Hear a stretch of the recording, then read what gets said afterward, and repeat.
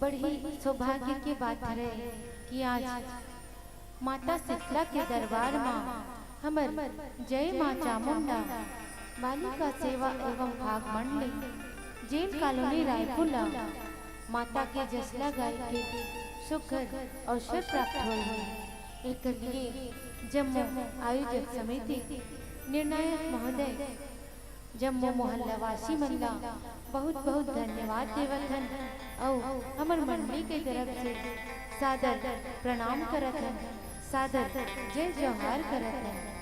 माता के जसला गाय माँ कौनो गलती होही तब पीछ लड़का समझ के क्षमा करी। बोलो शीतला मैया की जय।